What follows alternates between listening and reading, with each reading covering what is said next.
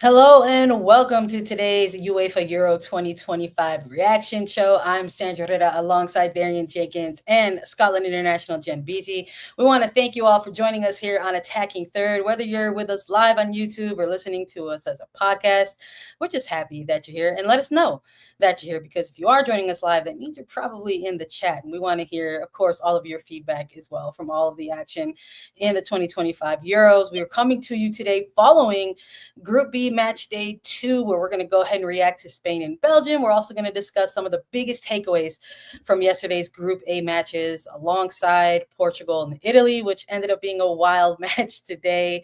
We got to hop right into it. Darian, how you doing today?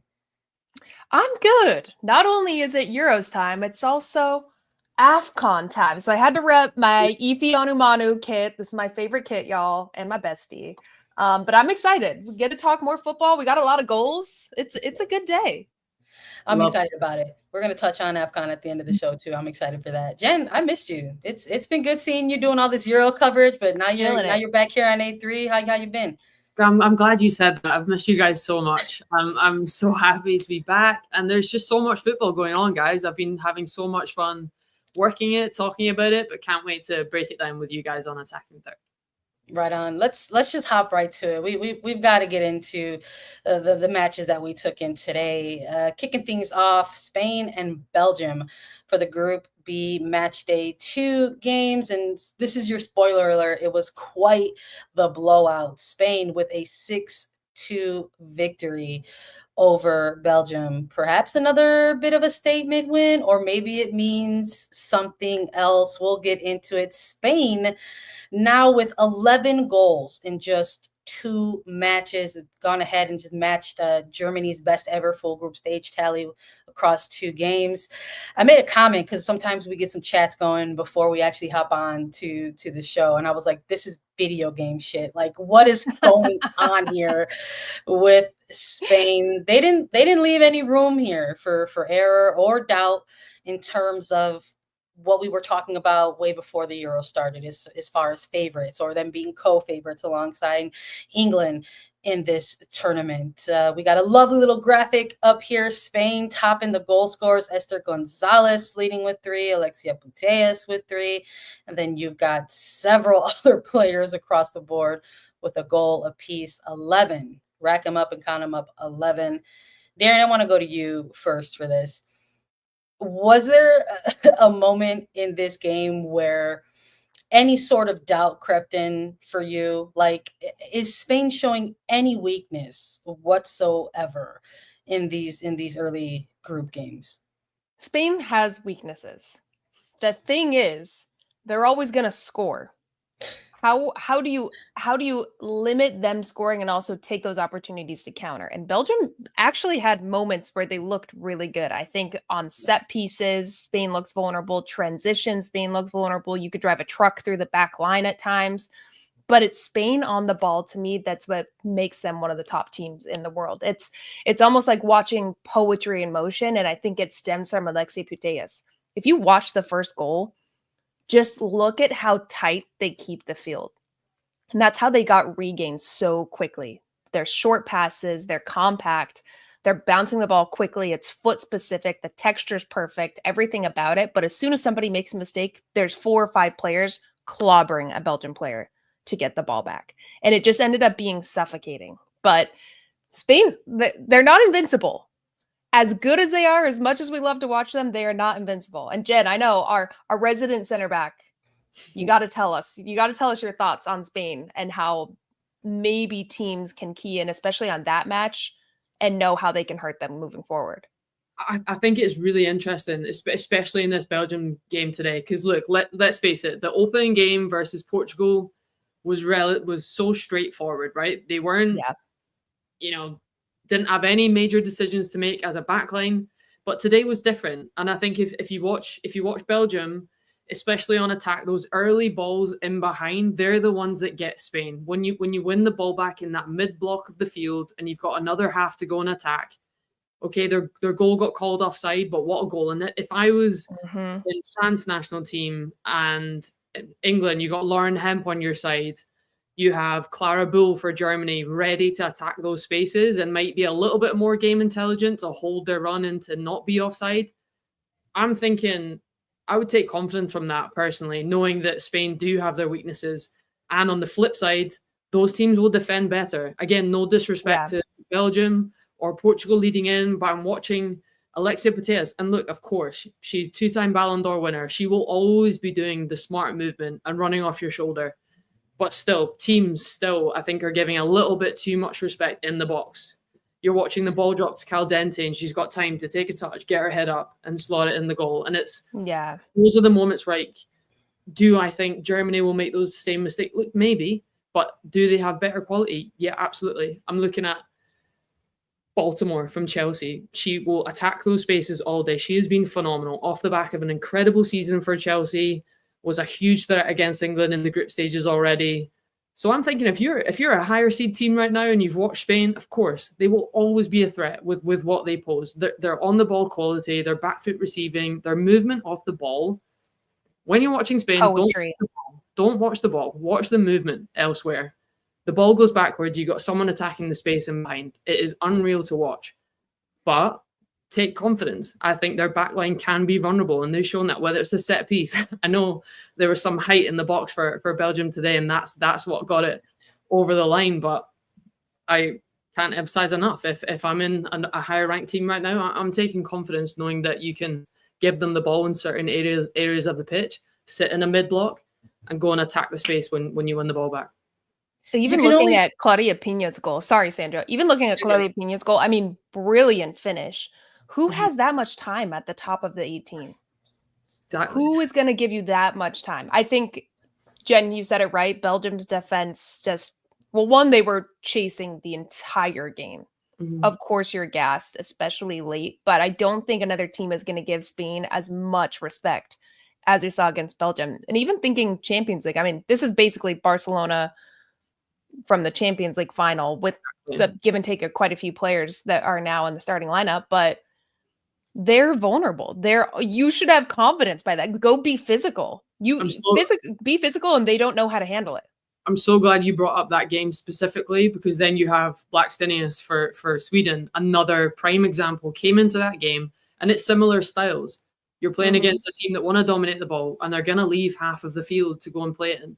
And Blackstenius, for me, was the perfect substitute in that Champions League final, and will be playing for Sweden just off the back of summer of her life, winning the Champions League. Will have confidence knowing she can go do that up against Spanish defenders. My thing is you're only going to play the teams that are in front of you. And for Spain, this is the group that they got drawn into. I think there's maybe that argument there that they're going to go to the knockouts. They've officially clinched their place moving forward.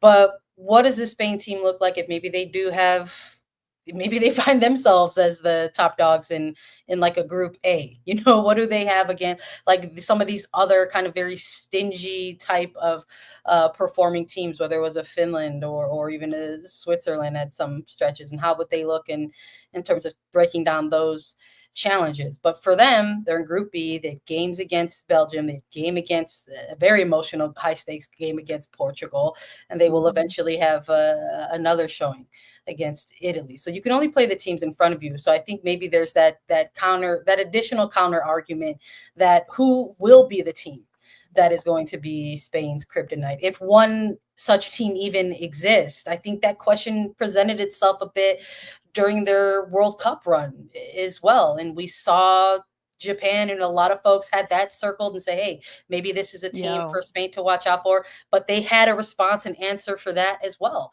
in the knockout. So is it like a Sweden for UBD? Like who is going to be the team that can maybe take this Belgian game, say there's a little bit of tape here, and capitalize on that moving forward? I think Germany are always up there for me, because what I love about it is the physicality. I think if you look at Germany, they have this like really nice blend of technical players. Dahlmann, I thought, was brilliant in the midfield.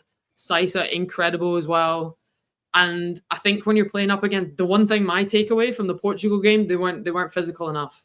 If you're not as good on the ball, how can you counteract that? Be physical, put in tackles, allow nothing central. And I think for me, the German national team always have that on point.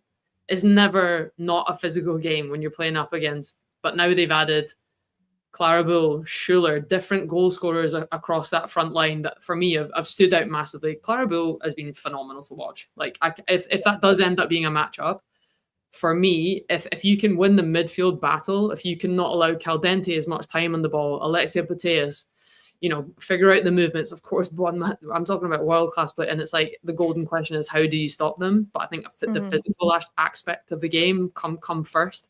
And I think we've not seen a team yet win the physical battle against them. So my interesting question would be, can Germany do that? And I think they can. And then they have the quality to go and attack the space, like what I suggested before. Darian, if it is Germany, Spain also have been navigating some things within the team on their own. They've been without their starting goalkeeper in Cataco. They have tried to get Bonmati minutes. Paredes was in finally for this second match day too. When it comes to knockouts and having such a prolific player in Bonmati, maybe the goal is that by 3 games in the group stage that maybe she would be at some sort of starting capacity. Is that something that could be disruptive to what Spain has been producing on the pitch in a tournament where the stakes only get higher? I don't think it's disruptive. It's Bonmati. It's Alexia Putellas. They play together week in, week out. That is the biggest perk that this Spanish national team has is 90% of these players play club together. There's so much chemistry on and off the pitch. The habits are similar. You know exactly how each other plays. I think looking today, and I thought, oh shit, Bonmati's coming in at halftime. That's your next sub. Like this team is that good. I don't think video in games. any way. Video games. It's FIFA. What's the ultimate FIFA game where you can have like the special superpowers where suddenly you run like 5 times faster than everybody? That's what she brought into the match. Yeah. I don't think it'd be a hindrance at all. I think Bonmati is one of those players like a Rose Lavelle where it's like this is just an asset to whatever team they're going to be on. They've got a game to go here. They essentially have a game in hand now that they've already clinched their spot in the final 8. Started this segment off with a little bit of a stat check, how they've got those 11 goals through two games. It ties the all-time record for goals by a team in the group stage, been held by Germany. So with a game to play, do they break it? Or do you think with a game in tow, does Thompson just go ahead and maybe rest some players, make some adjustments? Is that what you do in a final game of a match? Do either of you want to see that for Spain, or do you want to see them continue to just build how they've been operating? I think they just keep building.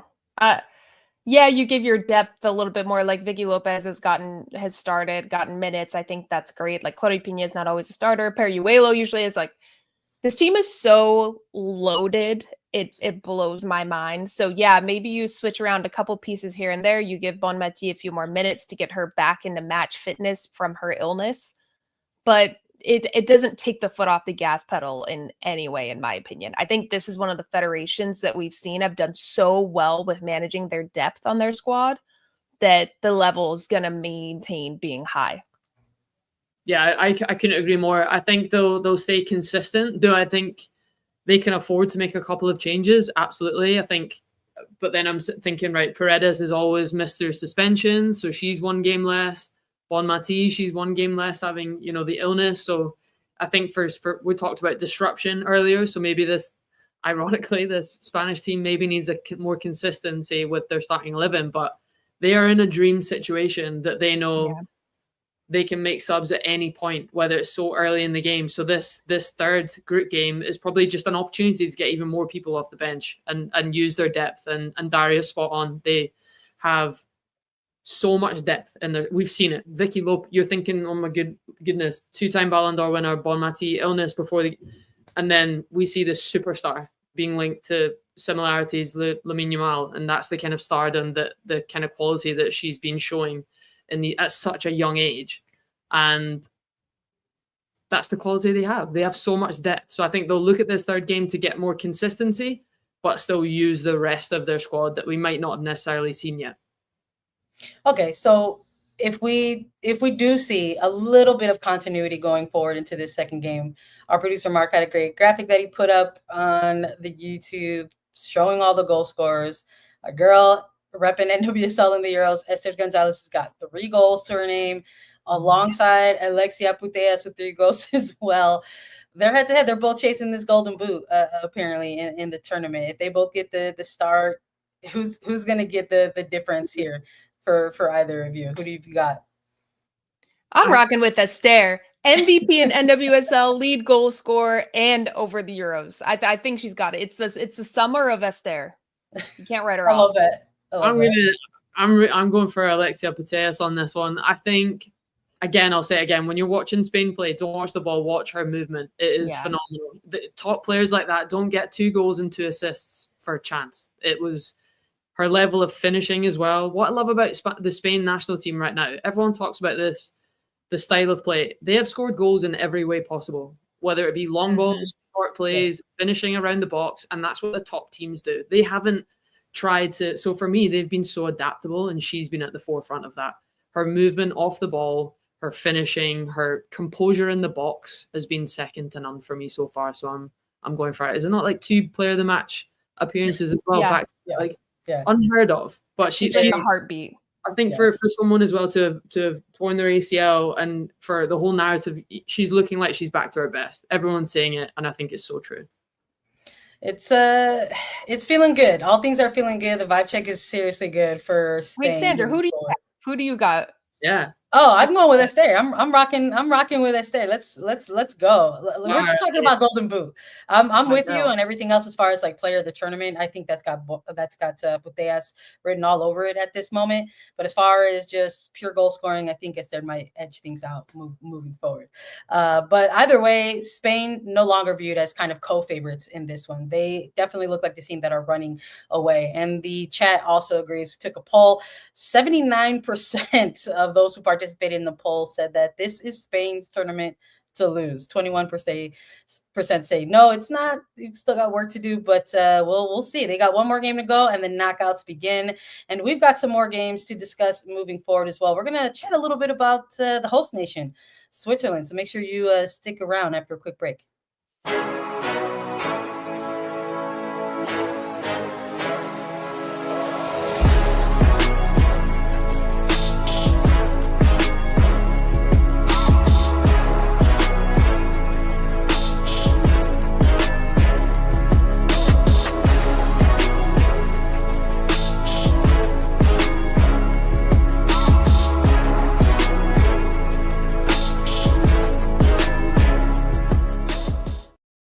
All right, we are back, and welcome on back to our UEFA 2025 Women's Euros reaction show.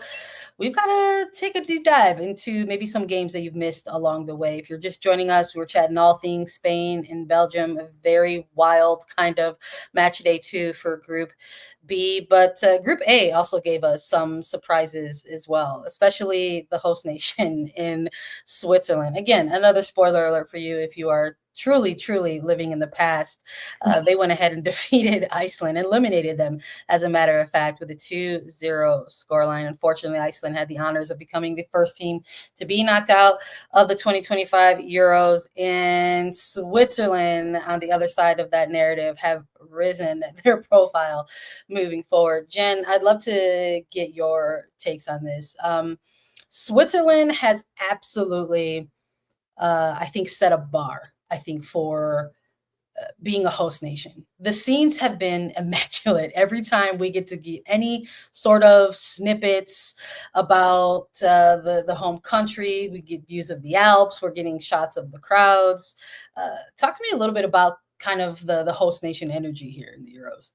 I'm so glad you asked. I feel like I keep checking in with my good friend Lia Wälti from our Arsenal days. She's just one of the best humans. So I keep checking in. How are you doing? How you handling the pressure? I'll never forget when Switzerland got announced as host nation, I should say. It felt like every international break or every sort of long weekend we had off, Lia Wälti was going back and filming for the Swiss tourism board at every host city to kind of put this package together to highlight how incredible of a country it is.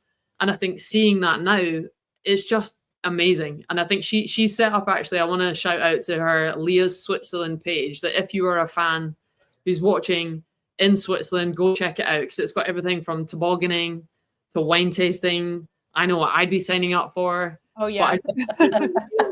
Leah's done an incredible job showcasing that. Even I've seen little bits, like she's been writing handwritten notes to sort of teammates, whether it be like Viv Miedema, captain of Netherlands, kind of welcoming them into the country. And I just think all the feedback has been amazing. So watching them, if I can get back to performances in football, watching them, you know, do really well against Norway, but not quite get the result, and playing on home soil, I was rooting for them so much going into that second group game, and watching Reuteler get the goal, get the win. That game lit up in the last sort of 15, 20 minutes. And I think, you know, I'm thinking those players haven't played against a sold-out crowd on home soil. This is their first time being able to do that because they are a host nation, and that's how a country and fans get behind you in that moment. And the pressure is a lot, and I can't even imagine. I've never had that. I've never hosted a major tournament in Scotland, so I don't know how that feels, but it's pressure. So seeing them have that moment, and the performances have been there. I've really enjoyed watching them play. I'm obviously a Lia Wälti fan with snake hips, both-footed, unbelievable technical player. So to go and them get that moment when they wouldn't have been out at that point with a loss, but seeing them go and get a win, I think was just so great for them. Whether you've got your family, your mates in the crowd, I think they're doing such an amazing job as host nation at the minute. And I was really happy to see them win.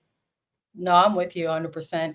I don't know if I needed to be sold, because I feel like I'm sipping the house Kool-Aid with Switzerland for sure. I'm like, give me another one, you know, like let's go. But like, I love your shout there for Leah, because in terms of the on the pitch stuff, like I feel like she's been sort of this pillar among what's mostly been like a younger core of players, which I think was some of the question marks as well for Switzerland. Like how is this team going to perform? Because there are some layers of like pressure that come with that when you find yourself as the host nation, because there's always that possibility of like, well, surely you're the host nation, you're going to have semi-decent crowds, like you'll have the comfortability of the concept of comfortability at home.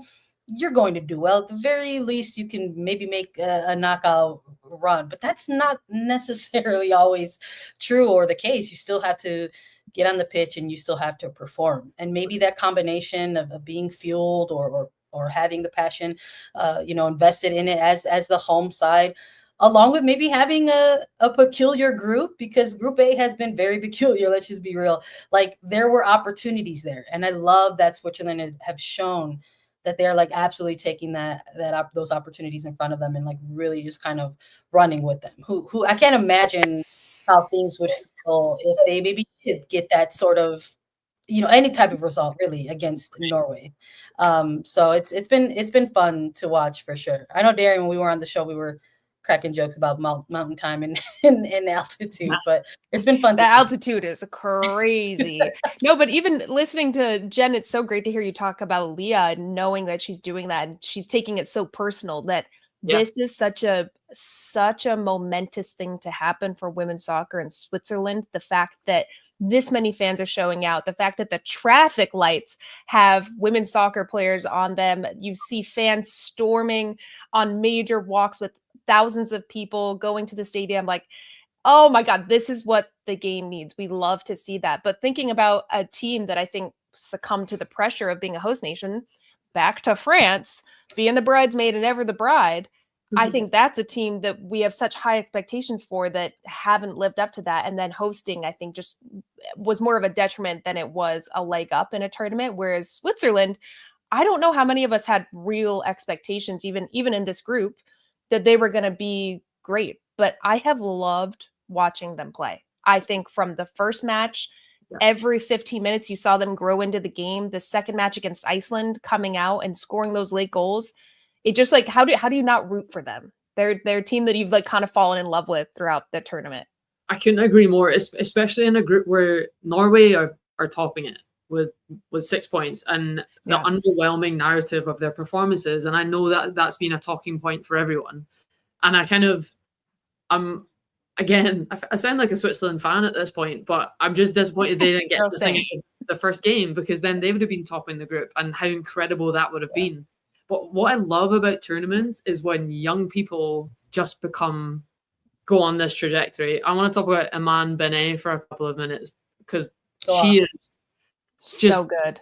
yeah, and it's funny because sometimes you don't know names until you watch them at major tournaments and you're like, wow, a big club's gonna snap them up, and then I'm like, oh yeah, Manchester City have. Oh yeah, right.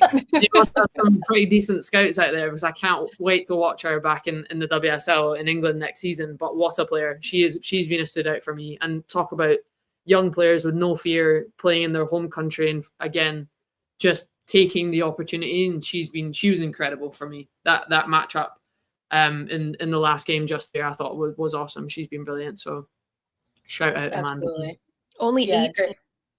Only 18. And you know the special part about that one, she got selected for the World Cup in 2023, tore her at age 16, by the way, and then tore her ACL the day after the squad was announced.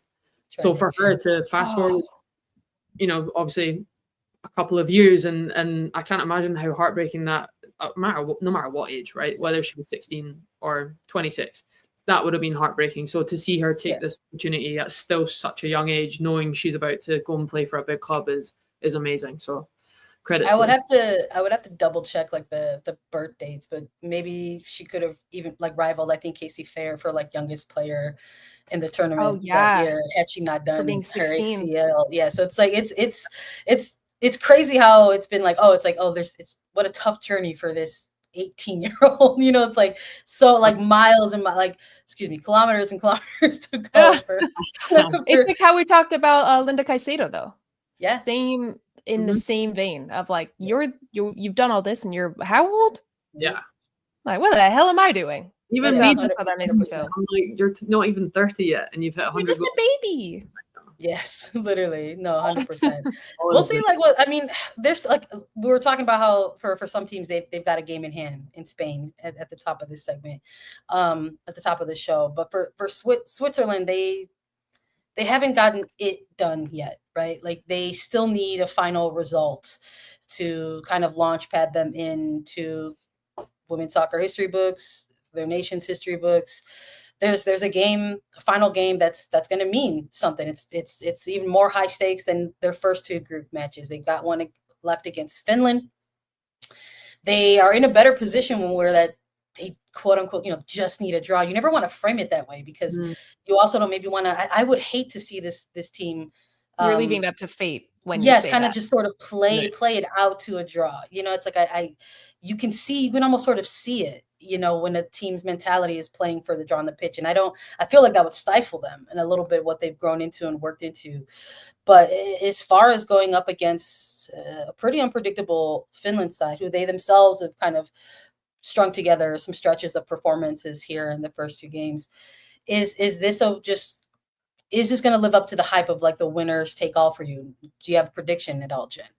I think they'll go for it no matter what. I don't think I've never known any team I've ever been a part to go for a draw.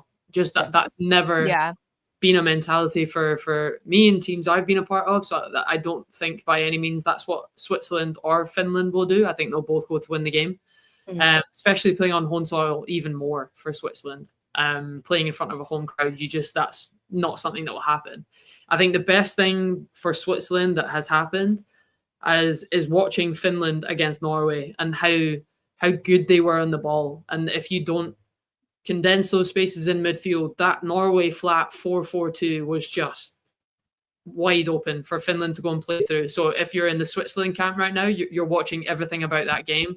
And Kosala, she's the one player to watch for Finland. If you keep her quiet on that left forward wing side, because she will always be a threat. Her 1v1 play, she eventually got her goal. Of course, Salstrom has all the quality in the front line. She's so experienced for that Finnish forward line. But Switzerland, for me, you can't give the respect to Finland in the center of the pitch because they will play through you. They do have the quality to do it. So I think they'll still go to win. And I'm still going for Switzerland. I think they've got more quality going forward. I think Reuteler has been hugely impressive for me. Her work rate has been second to none.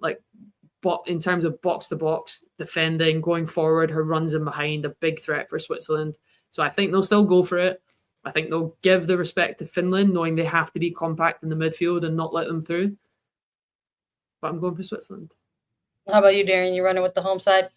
I'm running with the home side. I'm going to show up in the next show with a Swiss kit on. Just you wait. But I think when you have so much emotion behind this, it can make or break you. And I think with Switzerland, we're seeing that it's making them. They've fully embraced it. I think the community, the Swiss have embraced it in such a positive way that if I'm Finland going into this match, I already feel a little bit of a leg down. And like Jen said, you never want to leave it to a tie. Nobody is cool with going, we just have to tie.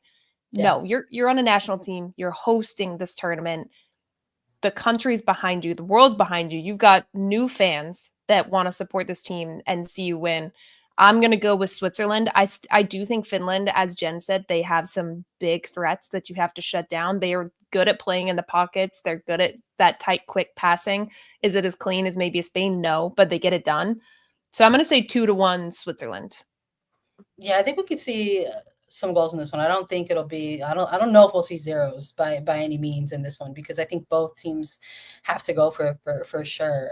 I mean, even Slovenia's getting that goal, the other day for Finland against Norway, I thought was pretty big. You need to show that someone else can do it, right? Outside of who you predict is going to be that typical goal scorer. And so I think that's what makes it such an intriguing matchup. But I don't know if you're going to look at either team and say, it's going to be this person or it's going to be that person. I think it could be anyone who could be sort of that game-changing player for either sides.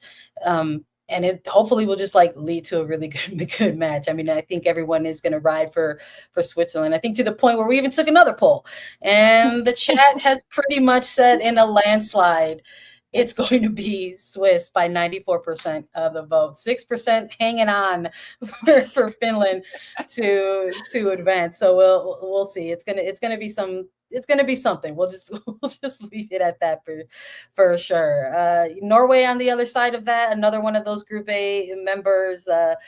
They're already kind of clinched, but to your point earlier, Jen, just not in a convincing way. I don't know any of the teams at this point who have found themselves in a clinched spot moving forward with more convincing to do on the table than Norway. Because I think when you look at Spain having already clinched, when you look at some other teams who are close to clinching, you're like, yeah, they'll be fine. But then there's Norway, and you're like, I don't know about that here. I don't know about that here. What do they have left to prove here? To me, Norway's one of those teams where you look at the roster of Norway and you're like, how are you not better? Like to our point about Switzerland, we're learning new players that we're falling in love with and we want to see them excel, and we've seen their journey. These are players that play on teams that we get to see in Champions, like Caroline Graham-Hansen and Engen, Frida Monum and Ada Hegerberg, Hansen, Lund, Gugu Reiten. There's so many players. Basically, they're starting 11. But it's not good enough for how good we know these individual players are. So I think as far as convincing of what I need to see, an actual team win, tactics that make sense, that get the best out of all of these players. Because I don't think that we're seeing that yet. How are we not seeing more of Caroline and Graham-Hansen right now? For sure. With the teams they played. Well, I think Gemma Granger's comments are probably the most interesting aspect of that. She came out after their first game, and any manager who comes out and goes for their team in terms of work rate, that is the easiest thing to fix. And yeah, I think everyone that was just desire. Exactly. If you're a player and your manager's telling you to run, that's the easiest thing to fix. You just do it, and that's a bit of a wake up. And again, the second game, everyone was looking for that intensity. Everyone for the speed of play, everything to be ramped up, and then Finland are just playing right through the middle. It is a really weird one. I think the thing to look at when you're looking at Norway is even their goals have come from own goals. Yeah. Piece. That's their leading goal scorer right now. Own goal has 2 goals for Norway at this moment. Exactly. 2 own goals, 1 set piece, and a cross that was a shot that was across, who knows, and it dips in off the back post. So in terms of patterns of play and fluid playing, that's what we're not seeing from Norway. But I think the thing that I always pick up on when I'm watching them is, Frida Monum playing outside winger. She's not a natural winger, drifting inside and trying to get a full back high. That for me tactically is just not quite working for them.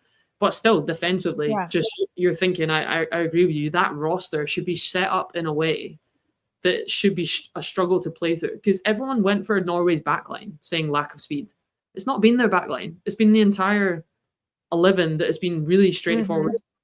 And then from an attacking perspective, it's not been fluid play. They have been lucky. I know the top teams create their own luck. I really agree with that. But for me, they're not scoring goals where you sat back and you've been like, whoa, they've got quality. I don't think anyone said that. Sandra, do you feel like this is a case of chemistry is better than the individual talents, and Norway just is not getting it right? I think it's a mix of both, and it's worrisome. It's only more worrisome because I think these were similar discussions I can recall us having during the 23 World Cup, Darian. And it's like, how is this years later followed this pretty same darn near exact team years later in a Euros? But it has for some reason. And they've also tried to address that. I think the Federation tried to address it like with a coaching change, and we're not seeing that. So I think, to Jen's point, with some of the positional adjustments and those not panning out, it does lend a bit of cadence to that argument. Like, well, maybe this is just a bunch of really talented individuals who, for some reason, cannot get on the same page and play together as a cohesive unit, which is pretty painful, I think, when you have so many, frankly, generational players for Norway. I mean, you can go through a starting 11 and pluck out 4 to 5 of them who will find their way on a starting 11 always, whether it's for club or for country, and how that's not connecting in one way or the other is a little bit frustrating, honestly, because you look at those individual performers and you're like, you see the group that they're in and you're like, surely they're going to run away with this. And while technically they are going to advance with a game in hand, they still need to do a little bit of convincing, I think, around themselves and maybe amongst each other as well, because who is going to be that player? Maybe it does need to start with like some conversations within the captaincy where they kind of have to just say, listen, we need to have that belief, that self-belief, and take it and run with it.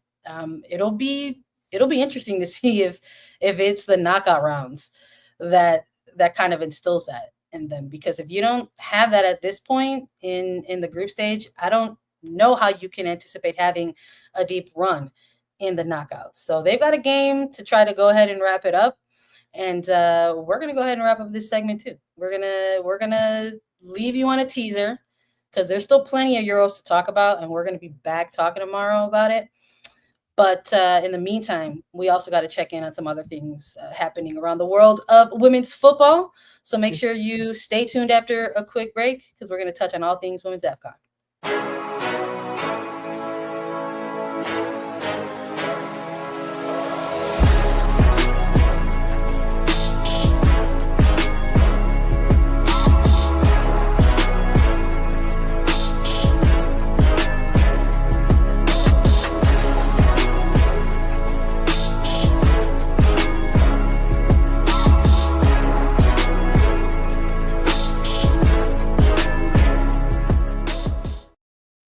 All right, welcome back to Attacking Third. Thanks for joining us on our reaction to all things women's Euros, but we're going to pivot here and continue to spotlight all kinds of NWSL players around the globe, because women's AFCON kicked off yesterday, and we tapped in a little bit to it if you were hanging out with me and Christine Cupo, highlighting all 8 of the NWSL players who are participating in women's AFCON. And there's a match day 2 that took place as well. We had South Africa versus Ghana today. And as of this point, Darian, there's only been a couple games, so there's not a whole lot to get into with this at this moment. Teams are still figuring things out. There's still plenty to play for as far as points within the group. But as far as the NWSL representation in this one, Zambia is eating. They are absolutely eating. Yeah. And NWSL loves some Zambians in the league right now. Remember when we went through like the Brazilian phase where it was like Vai Brazil over into the NWSL? This is now the Zambian NWSL, which we absolutely love. We need more African players in the league, but I love that we're talking about AFCON because this is such a underrated tournament where you get such talent that doesn't always have the platform to be seen, does not always get the visibility. It's traditionally been very hard to find on TV and to get any information out. But now that we have these big name players that we see in the US over there, we truly get to follow their journeys. So I'm loving it. I'm loving we get to see it. These players are ballers, and talking about young talent we see in the Euros, this is also a massive tournament where we see extremely young talent get to come and ball out, but also players that we love that we get to see ball out every weekend in the NWSL. So this is big. But yeah, Zambia balled out, Barbara Banda, Rachel Kundananji, they're killing it. Grace Chanda, I mean, we could go on and on, but they balled out against Morocco. No surprises there whatsoever, though. Hey, when you're listing off those names, we see them do it week in, week out in NWSL. Yeah, it's awesome. They deserve all the exposure to showcase the talent, right? Like you see it in the NWSL. So the fact they're doing it on an international stage as well is awesome. Jen's like, new to y'all might not be new to us. I love the energy. I actually would like to tee you up on something, Jen, because I think for us, like, we're a women's soccer show. We have, a huge American, soccer audience that taps in for women's football.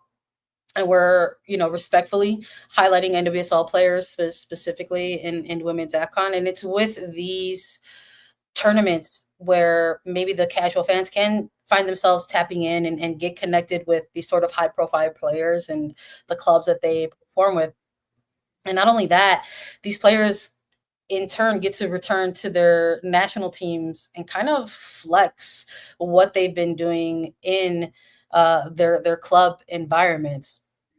For you, as someone who's had that experience going from club to club, and I think even at the later stage of your career, going from nation to nation, like you went from across pond to NWSL to get a taste of the action over here.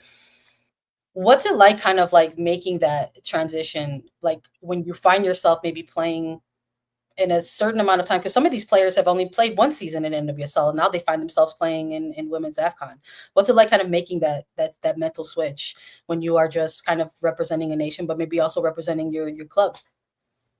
In terms of your, like, the pressure of making sure you do a good job for your, I mean, I think you always have the hat on that you're representing both, right? Whether you're playing for club and country, you're always either there as a BFC player or a Scotland player. You represent both all the time, I think.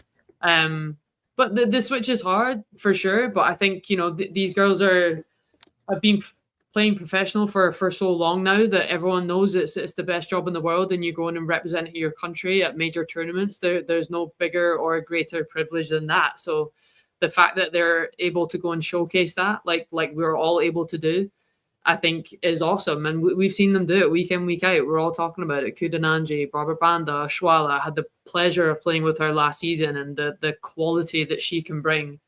She can do things that I've not seen many strikers do. That's like full stop.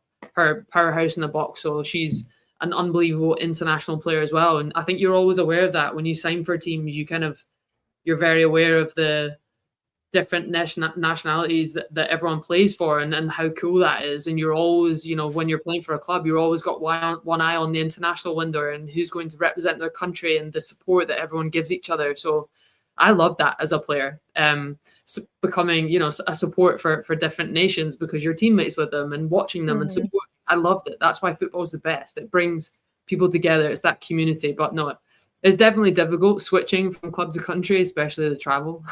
I say that all the time, from Europe and then the States, going and watching these players that I know of. I used to talk about Ashwala. I used to talk to Ashwala about that a lot, actually. The flying to Nigeria. The travel was unbelievable for her. So, and then going and bringing the quality she does. So it's but they're the ultimate pros. It's awesome going from club to country, and it's the greatest privilege that anyone can ever have. And regardless of how difficult the switch is, you always want to do it. Darian, you're repping Nigeria right now on the call. You've got the kid. So is that who you're riding with in AFCON? Like, do you have a team that you're gonna like take all the way? I want to put you on the spotlight. Who you rocking with in AFCON? Yeah, I'm not gonna show up in a Nigeria kit and say I'm supporting somebody else. I think on my dad's side, my great grandparents are Nigerian. So I did want to play for their national team. I couldn't. It wasn't close enough. And I don't have like the backing to figure that out. But obviously that's who I support. Some of my close friends play. Michelle Lozia, Ife Anamanu, Tony Payne I grew up playing with. Asisat Ashwala got the opening goal in the 4th minute, who we get to see week in, week out in the NWSL. So yeah, I'm rocking with Niger. Not only because they have ballers and my close friends play for them, but they also have the best kits. I think Nigeria wins on kits every year. I love a dynasty, and Nigeria has often dominated. So they had a little bit of sense. South Africa took it in the last AFCON. So I want to see the response. I want to see I'm here for the comeback. I'm also riding with Nigeria as well. I don't know. Like, are you gonna rock with a certain team in this one, Jen? Are you gonna go with your former teammates? I think you might be. I'm torn, yeah. I've got Kudananji with Zambia and Z with, but the jersey is the winner for me. But yeah, I'm a big Oshwala fan, and that jersey's 10 out of 10. When I jumped on the show and saw you wearing it, I was like, yeah, best choice. Thanks, guys. I love it. We're here for all the women's soccer. Make sure you tap into women's AFCON when you can. Make sure you tap into Copa America Femenina when that kicks off as well. We'll also do a check-in on that. It is a lovely summer of women's soccer. So we'll be tapping in to as much as we can when we can. Make sure you tap right back in, because we're going to be back on Wednesday, July 9th at 5 p.m. Eastern. You're going to have Lisa Carlin. You're going to have Christine Cupo. They're going to continue the conversation around all things women Euros. Thank you all for joining us. We appreciate you coming through and hanging out and letting us know how you feel all about women's Euro or women's AFCON. Follow us wherever you find your podcasts, and on YouTube as well at youtube.com/attacking third. Thanks for being here, y'all.